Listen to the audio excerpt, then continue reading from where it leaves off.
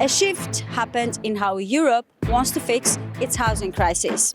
On March 10th, the European Parliament adopted its long-awaited housing recommendations, the final output of its special committee on the housing crisis, with 367 votes in favour, 166 against and 84 abstentions. The report is non-binding, but it sends a clear signal to the Commission and Member States that housing is no longer a national afterthought, it is a European emergency. The numbers paint a grim picture.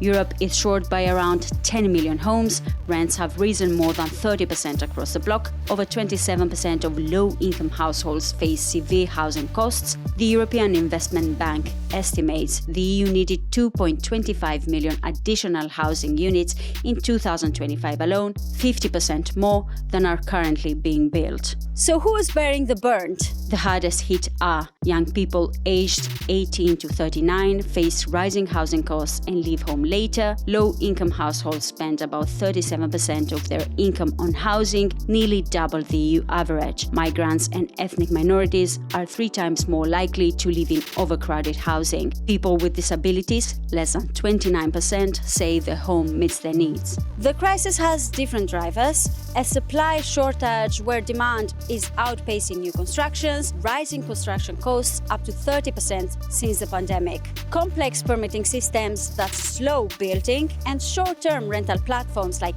Airbnb eating residential stock. In cities like Barcelona, Amsterdam and Lisbon, caps on short-term rentals have lower rents in hotspot areas. But the implementation is uneven and the EU wants bloc-wide rules to support local efforts. Some countries go further.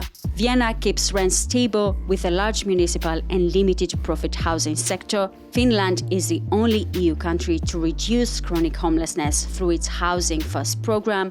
France requires cities to keep 20 to 25% of housing social or affordable, with penalties if they fail. Now the Parliament wants the Commission to move fast, and the report calls for 3 big shifts: tax reform, lower fees for first-time buyers and encourage long-term renting, renovation at scale, use EU funds to boost efficiency and cut energy poverty, less red tape with digital permits and 60-day planning approvals. The Commission is responding with its affordable housing plan, backed by around 10 billion euros through InvestEU and roughly 1.5 billion from cohesion funds. There is a problem though. The Commission cannot set tax rates, it cannot override national zoning laws, and it cannot force member states to build. What it can do is adapt state aid rules to make public investment in social housing easier, redirect unused recovery and resilience facility funds toward construction and renovation, and create the conditions, regulatory, financial, political, for member states to act. EU-level measures won't significantly change prices before 2027, but the Parliament's vote is a marker. It's the first time Europe has a roadmap on housing. Now the ball is in the Commission's and the 27 member states' court to act seriously. For the full story, read our in-depth explainer on euronews.com.